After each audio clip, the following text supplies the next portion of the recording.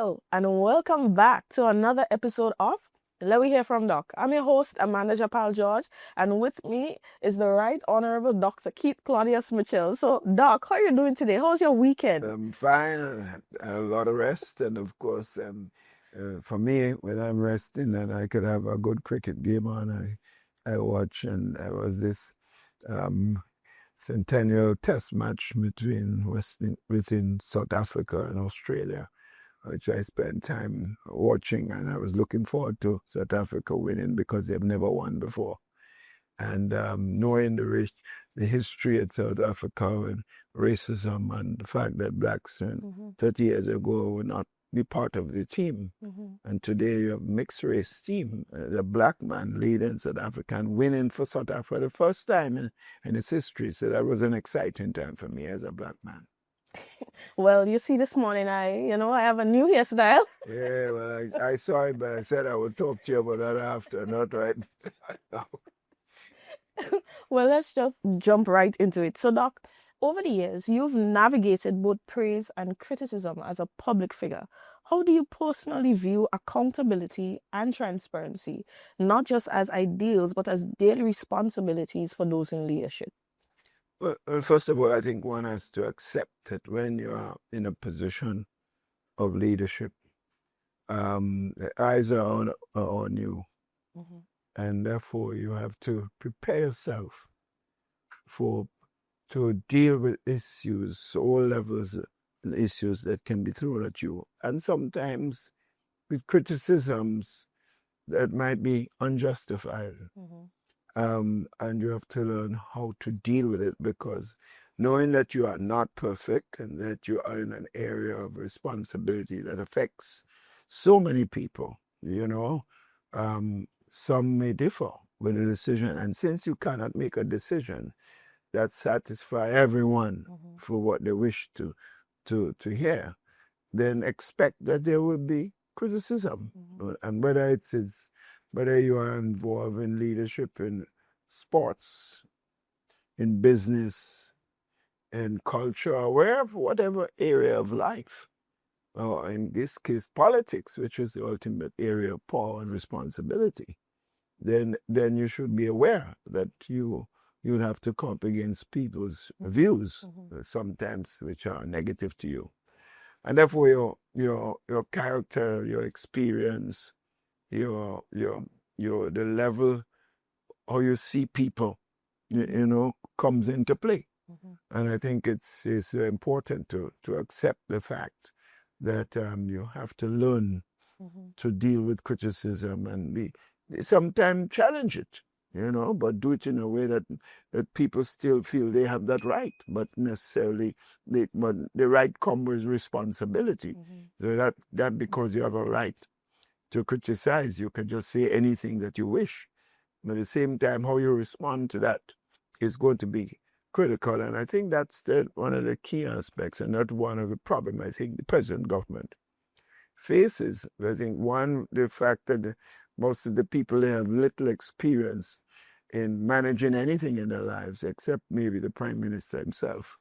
And therefore, most of them, it's probably the first time they trust into it with that level of responsibility and enormous resources available in making decisions for how it is utilized.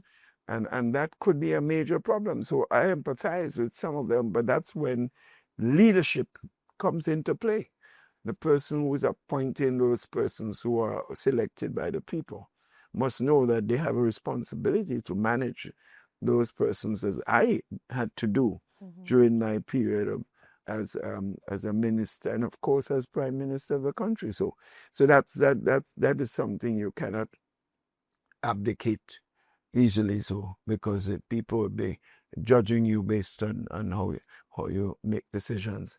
And I think in fact when I was in a position of government, I had people around me who were very, very independent, had their success stories in their own right, in terms of business, in terms of their intellectual capacity. And therefore, I had to come to terms with this. And because I was secured in my own self as a person, that I wasn't being threatened by anyone, even when I considered their views were probably even better than mine in some cases.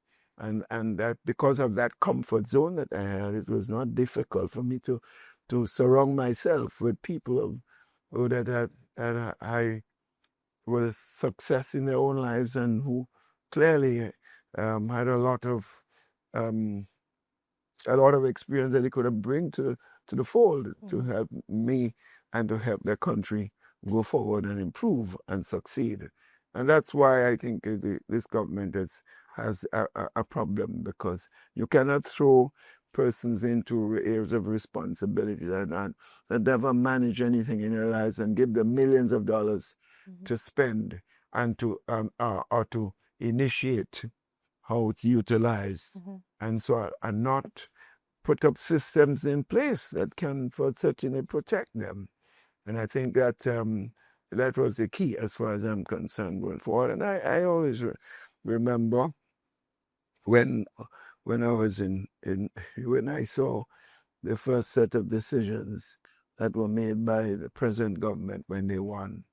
They had the right to make those decisions because the people just voted for them. But with the right comes responsibility and the care of how you make decisions, because it can affect how you, in a honeymoon period, you may get away with it, but after that, you will face the consequences.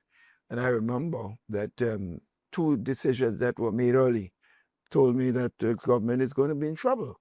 One, the choice of cabinet secretary, someone who were not at a high level in the public service and who were moved from the area of responsibility for things that people knew that was going on. I would say no more on that, but people know.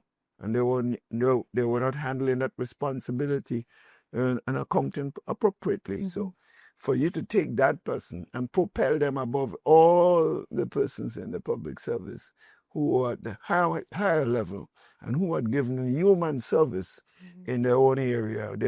None of them were perfect, but they certainly deserved to have been given a chance. And if you look at my history, when I was Prime Minister, the people that acted as cabinet secretary, they were experienced persons who had no direct relationship with me, politically or otherwise. But I knew they had demonstrated their own commitment to their country. Their character, the history of their character has shown that they were clearly interested in accountability and serving the country as professionals.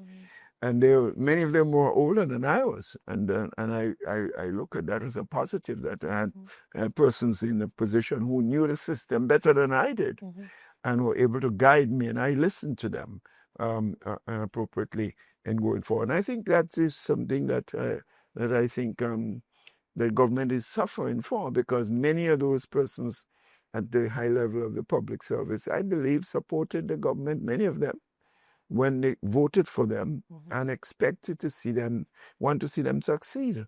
And when they passed over some of their own people who were contributing well in some cases, and gave it to someone maybe because of some relationship in their own constituency based on political support, you are placing political support and politics above what is best for the country. And that decision making, how that decision came about, it was going to affect how people see you and how what level of success you would have in the future and go. And the second one was the issue of the first time I'm appointing somebody like Andy Williams as acting Prime Minister. I mean, I could give you a story of Andy, which may be relevant. I don't think he has the capacity.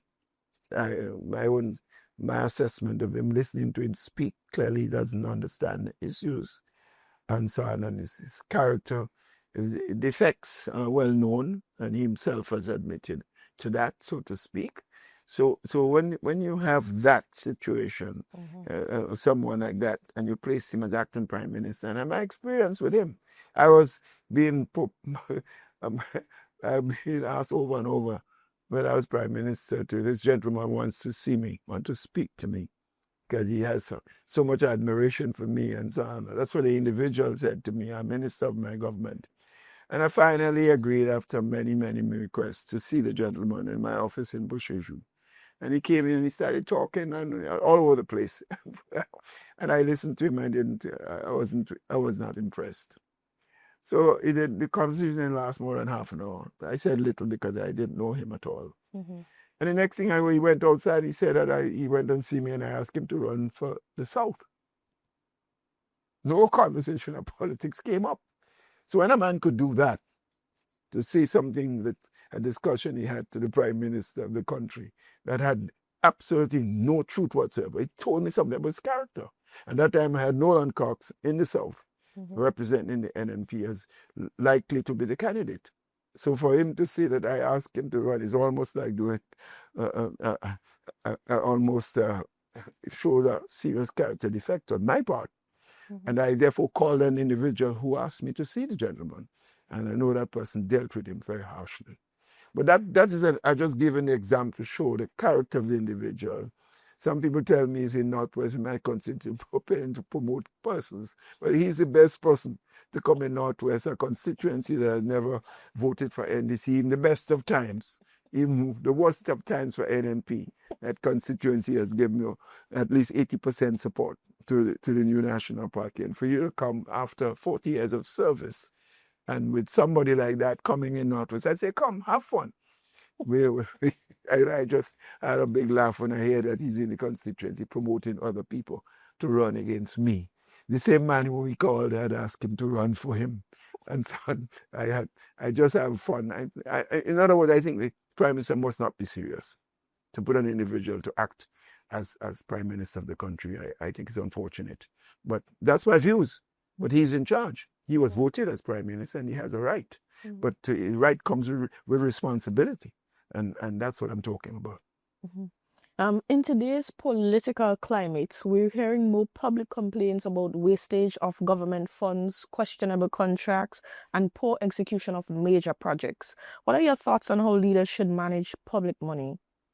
Well, you always remember that when you are in charge,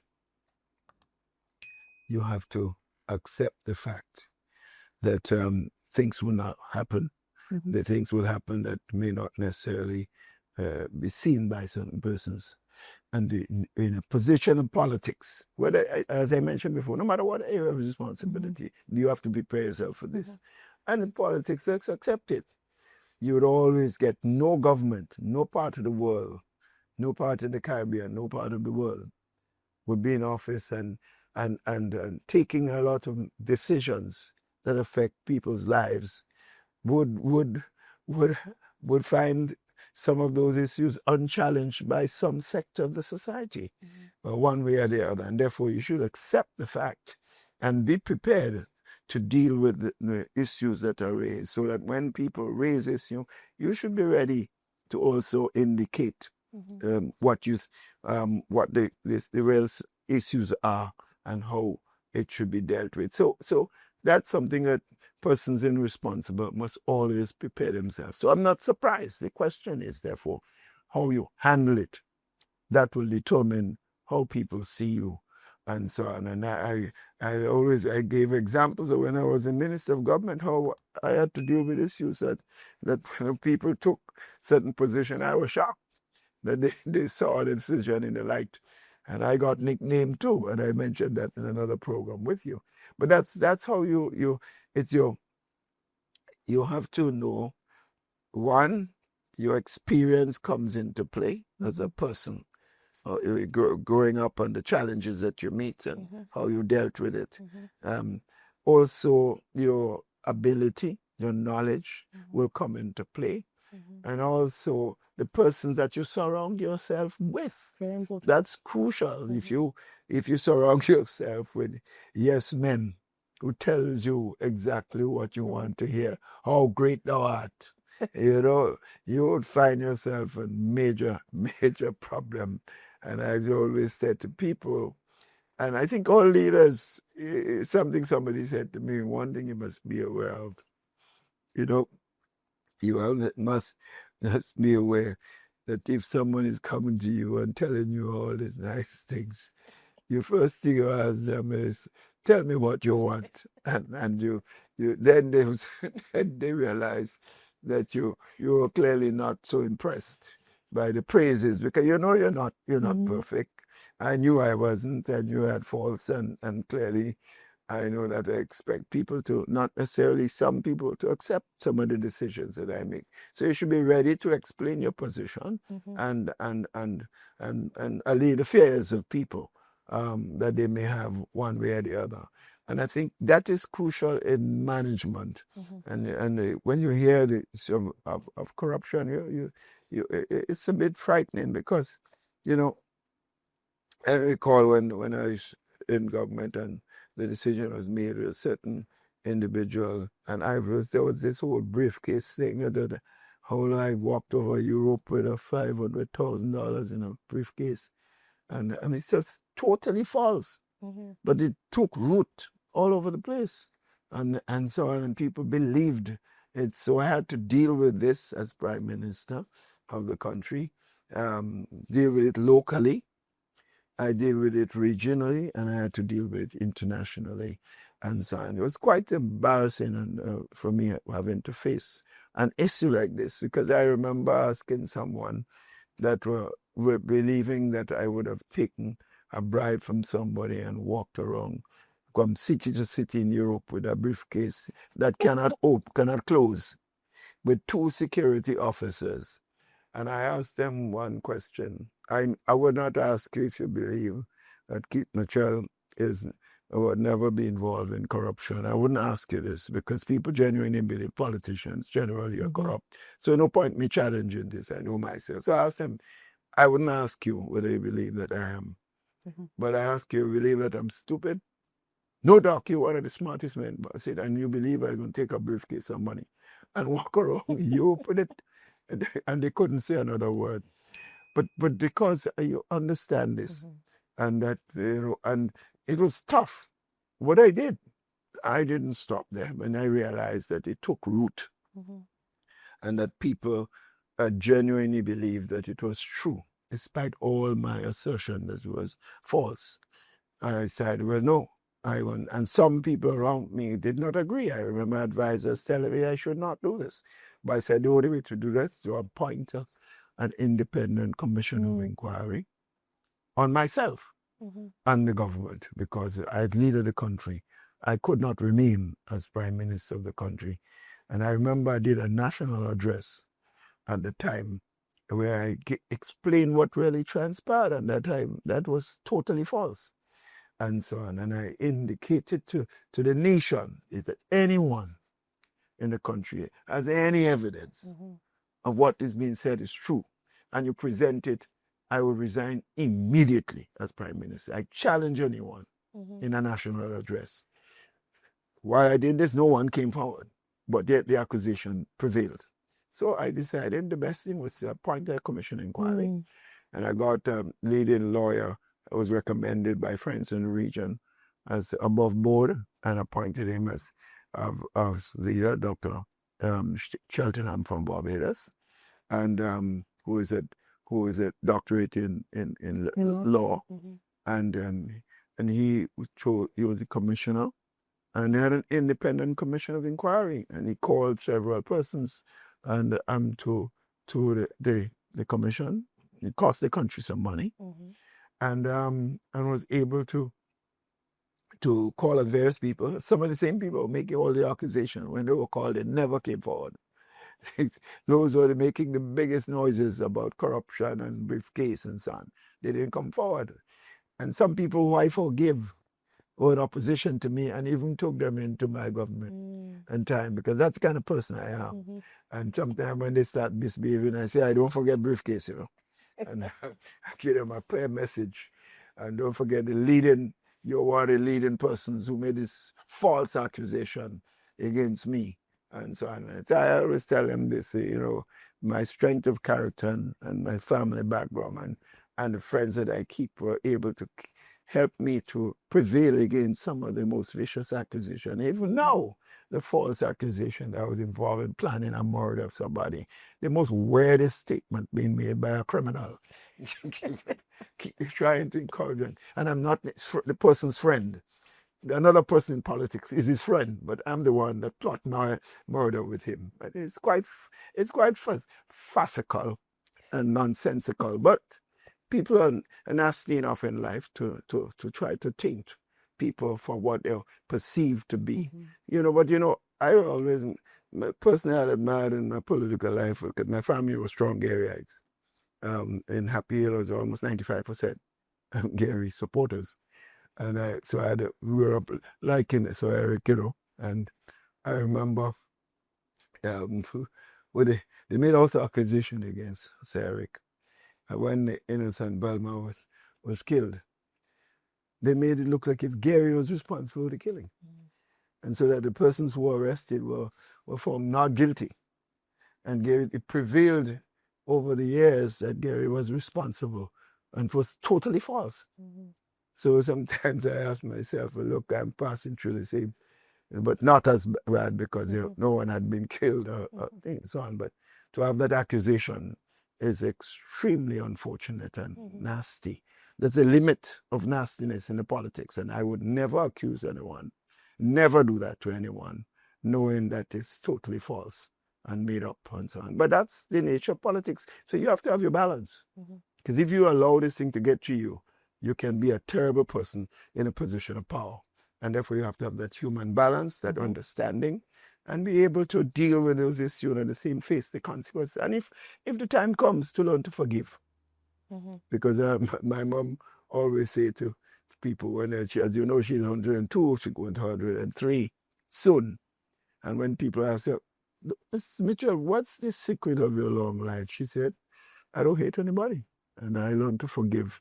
I get vexed sometimes, but I forget. I put it behind me because I say God is the person of judgment, who judge people. I should not be the one. And maybe I've adopted that fundamental principles of life going forward. That's why I could work with persons who may be hostile to me in the past, but at the same time have come forward to make a contribution in the development of their country. The country comes before the party and the person, individual. And that's been my fundamental philosophy of how we should treat. So the questions you ask about management and all these things play an important role. But you have to have a vision. If you don't have a vision, I don't think you have a right to go into politics. You have a government in office with no vision. They can't come up with one single project that they have initiated. And some of them, they're clearly so unprepared for governance that they're even bold enough to take the NNP project and open it and claim to be theirs. I mean, at least you could be honest enough to just admit the airport project was designed and initiated and started by the New National Party. And it was myself and Nevin Nimrod who went to China, and that was the Lady Foundation for the start of that discussion. And Gregory Boyne, as one of the better ministers of government that I've seen over the years, was the initial person. He's a top engineer, as you know it. And he was the one who saw through this negotiation to come to start the project. And the project, launching the project, opening that project in the airport recently. And they were taking credit, and someone was saying they compliment the Prime Minister for the vision. With vision of what? The only thing you should compliment the NP for the government for is to maybe, if they feel they should say it, for continuing the project. But to give them vision. The Monk Kuma project, when they opened it was finished when they came in. They took credit again. I've never heard them take credit for the port, the major port project. They couldn't take care of, because when we initiated it, they were saying that Grenada would be destroyed and we should not do the project. The project was done. Today I see some of them going and shop in that mall there and enjoying the facilities of the bus terminal and all the things that NNP created. And we could go on and on, all the development, the G Cruise project, over $100 million. of project was negotiated by the New National Party and started. And some of the activities now that even you're hearing about corrupt practices within the road projects related to that particular, some of the activities, the Molyneux project happened started during our time. And it was budgeted for $11 million. And I understand now it's over $30 million expended. And because they went and did all sorts of things over that would accommodated at the project before, and cost the country millions, from the 11 million to over $30 million. You know what $20-something million could do to the poor people who are suffering in this country at this time? But that's NDC, the history. And I always say to people, NDC has always had been one term in government whenever they get a chance. And this is the worst NDC. The other two are far better than this one. Because I think the leadership then is certainly far better than the present leadership. And although I have the same name as my last name, so it's not all Mitchell. They're certainly capable of doing some things that will make you proud. So that's what life is all about. Good for me. I'm laughing because someone in Southwest said to me, I'd rather deal with another Ivan again rather than to deal with another NDC government. Another Ivan that deal with another Michelle. That's that Michelle. Different from the one. That's life. That's life. But Doc, you mentioned corruption, right? So there have also been serious accusations of corruption involving sitting ministers, particularly in high-spending ministries. Do you believe that these concerns are being taken seriously enough? And should there be an independent investigation or inquiry into some of these allegations? Well, as I said before, you should not be surprised there will be accusation. Any government in Africa will face that, some accusation. The leadership must then determine how far and deep that the accusation is, and there must be sufficient basis of feeling that this thing it requires some decisions one way or the other. If the evidence is clear, then the leadership have no alternative but to remove that person as minister, because the whole government image will be tarnished by a particular decision of one minister if it is shown there's basis for those accusations. And if we don't have it, and it's like I mentioned, the briefcase issue, and you feel it's affecting the image of the country, then the only alternative is to call for it. I am making the point today that the government should appoint an independent commission of inquiry on this particular issue of corruption. Not just one many of the issues that you hear in corrupt practice should be investigated. And the person should be cleared if it turns out not to be true. But it appears that they will not do it because they must have the feeling that these accusations are true. And when you go before commission inquiry, you have to take an oath. You cannot lie. And therefore, the fear of that coming out as factual would prevent them from even making that decision. So I'm making the call, as chairman of the New National Party, I'm making the call that the government should move to appoint a commission of inquiry to investigate the accusation against Minister Andy Williams and other ministers that have come to light, and to clear their name or to make sure they don't continue in a position of responsibility as ministers of government.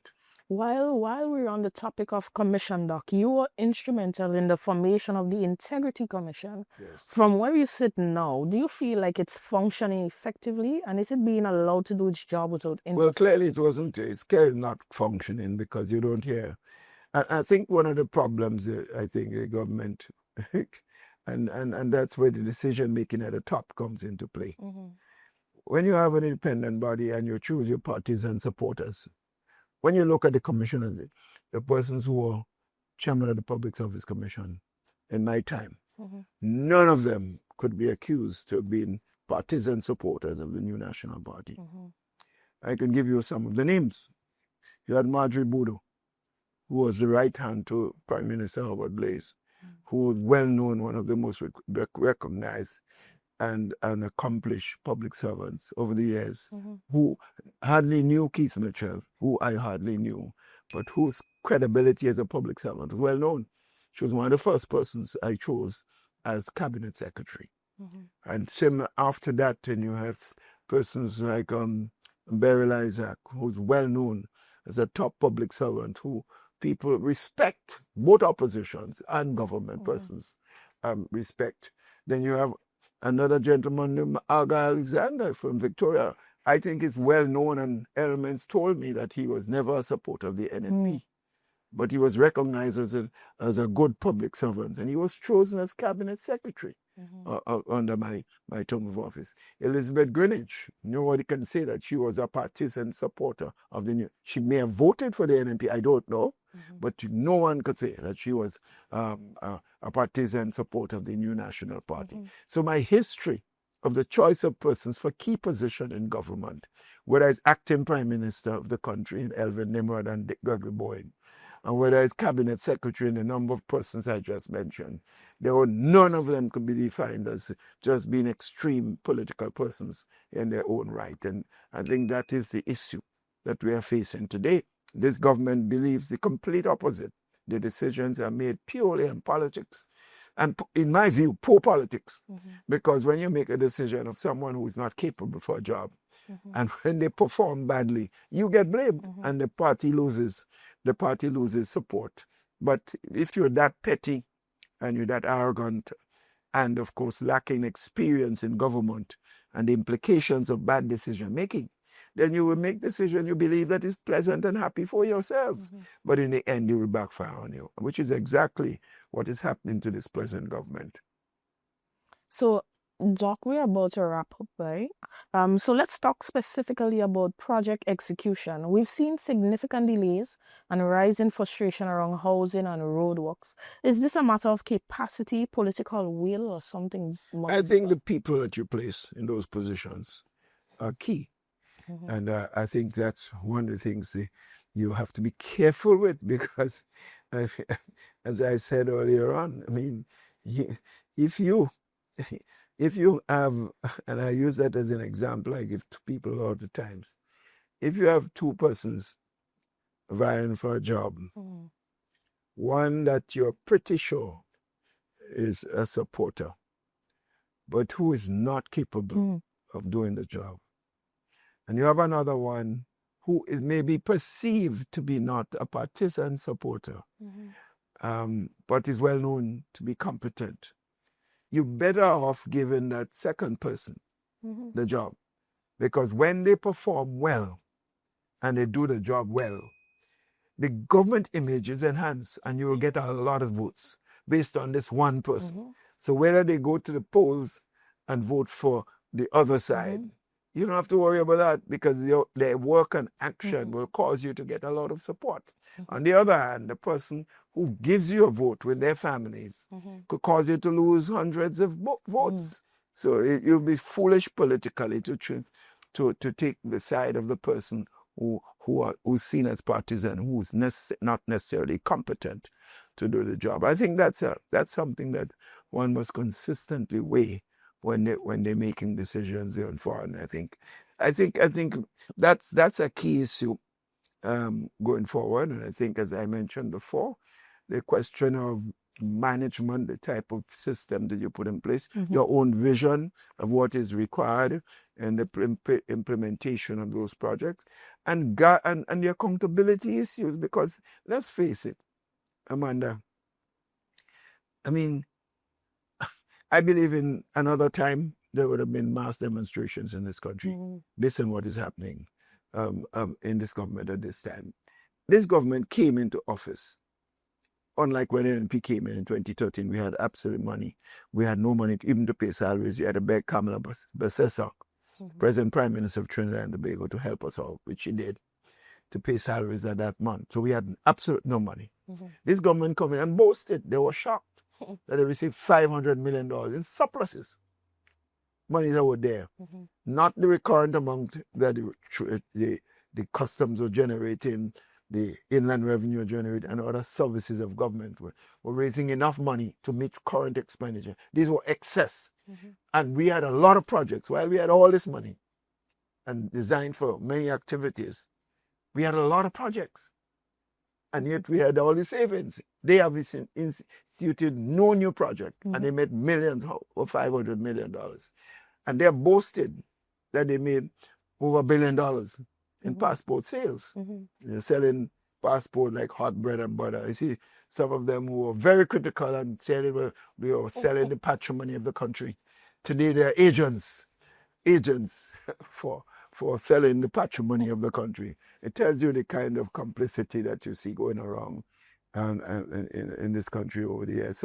So I'm saying that we have to understand the people who are truthful, who are honest, who are upfront, and are not perfect and subject to mistakes. They're not no baby Jesus, are the best persons to guide and run your country going forward. And I think that is precisely what you want. Some people I have in the past, whenever we made a decision that turns out not to be right, or people provide evidence that it was wrong, we apologize. And I think apologizing for things that mistakes that you make is a good thing.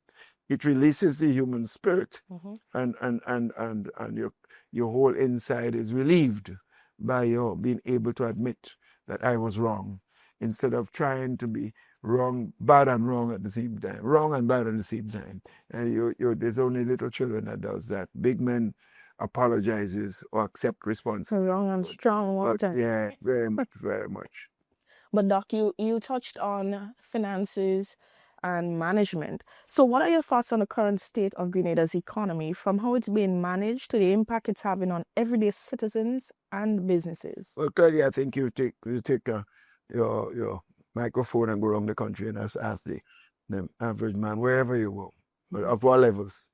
If you talk to the police officers and not on record, privately will tell you the state of the police force. There's chaos. It's in the police force. You talk to the nurses, they'll tell you the state of play of the nursing profession in the country.